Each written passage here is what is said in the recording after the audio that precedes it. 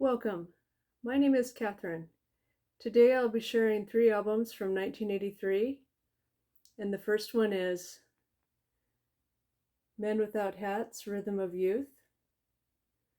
They're a Canadian new wave synth-pop band from Montreal, Quebec, and this is their debut album.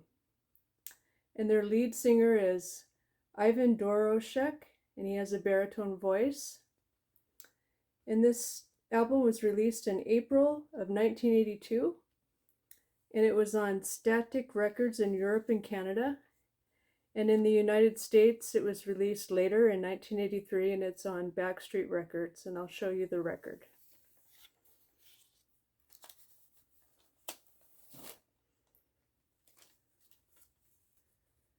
And Backstreet Records is a division of MCA Records.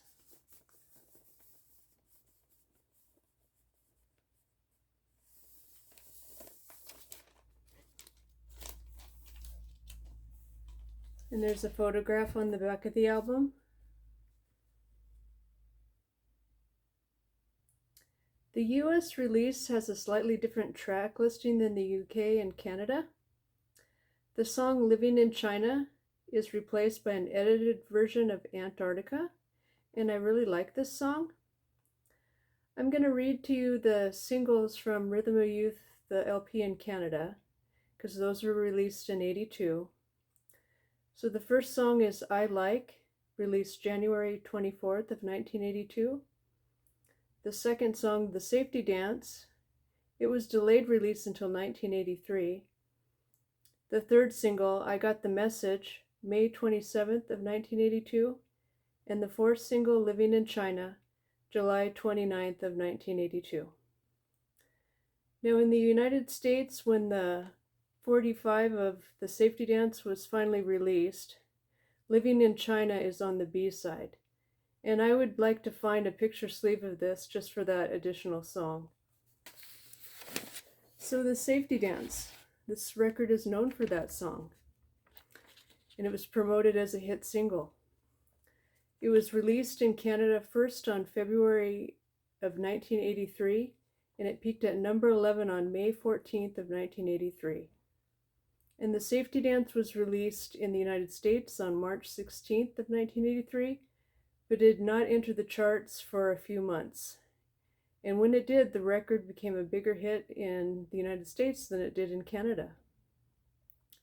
It peaked at number 3 in September of 1983 and remained there at the number 3 spot for 4 weeks until October of 1983. And it stayed on the Billboard Hot 100 for 24 weeks. It also went to number 1 on the Cashbox charts and the number 1 on the Billboard Dance charts. And it was an international hit. In the United Kingdom, it peaked at number 6 in early November, and it was a big number 1 hit in South Africa. And throughout the world, it went into the top 10. And I was thinking about how it, delayed to enter the charts. And I looked all over online to find out when did that video get released on MTV. Because it's my theory that that video really helped this song succeed. It's so iconic, and as a young person, I thought it was so fun to watch. And additionally, this song has been inducted into the Canadian Songwriters Hall of Fame. So the LP, the record, it sold 200,000 copies in Canada.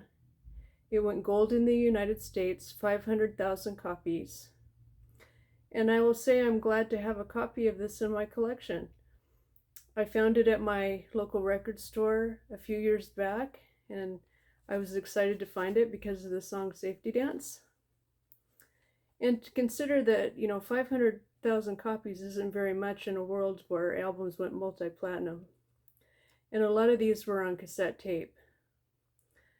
But I also, after listening to the entire album, realized this record is so much more than Safety Dance. I don't believe it's the best song on the album, even though I like the song. My favorite song is called The Great Ones Remember. And there's some really great key changes in this song that make it such a pleasure to listen to. I also like I Got the Message and the song Things in My Life. And I discovered every song in this record sounds different from each other. It's very creative. And I'll leave a link in the description for you to listen to the Great Ones Remember from the playlist on the Men Without Hats channel. And let me know what you think of this song.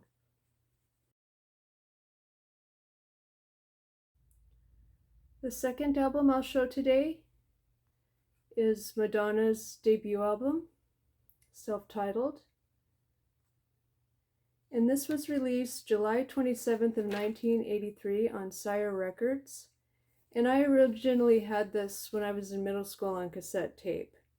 And this is a dance pop record. So a little background on how Madonna got signed to Sire Records. In the late 70s, she went to New York and established herself as a singer in New York City along with her Michigan boyfriend, Stephen Bray. And she put together a demo tape with 4 songs on it and began to pitch it to nightclubs in the area.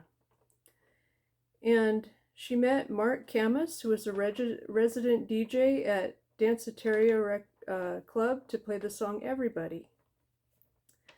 And the song was well liked by the clients there. And then he introduced her to the president of Sire Records, Seymour Stein, and he agreed to make some 12-inch singles of some of her tracks. And Everybody was released as a 12-inch single on October 6th of 1982, and it became a successful song in the dance club scene in New York. The other one was Burning Up, Physical Attraction, was also from that demo tape. It was released March 9th of 1983. And then the other singles on this album are Holiday. This was written by Curtis Hudson and Lisa Stevens Cowder on September 7th of 1983. And then the fourth is Lucky Star. This was also written by Madonna.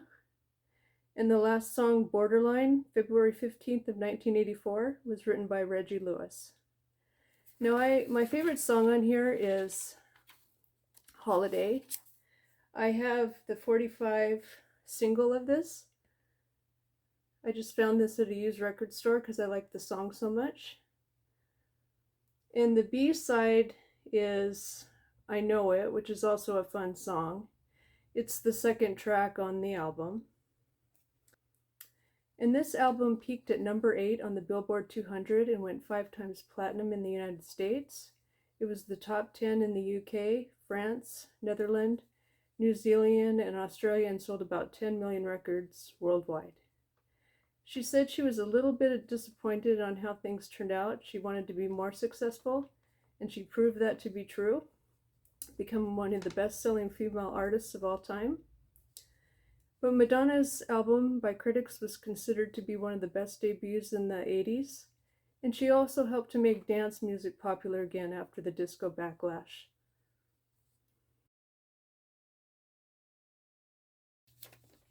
The third and final album I'll show today is Daryl Hall and John Oates, Rock and Soul Part 1.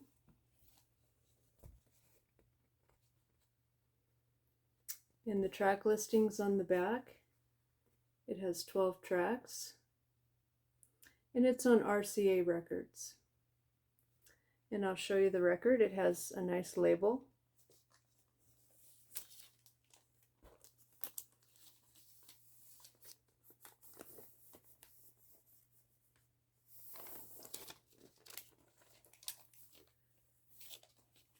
So there's, out of the 12 songs on this album, there's 2 new songs released, and that's always great when you buy a greatest hits to get some new songs.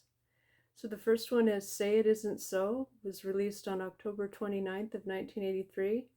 This song peaked at number 2 on the US Billboard Hot 100. The second one was Adult Education on February 18th of 1984. This one went to number 8 on the US Billboard. And the song She's Gone is on here as well. That's one of their earlier songs that was on the Atlantic label. So by the time this album was released, Daryl Hall and John Oates had 5 number 1 hits and 2 top 10s, and they later became the best-selling pop duo of all time.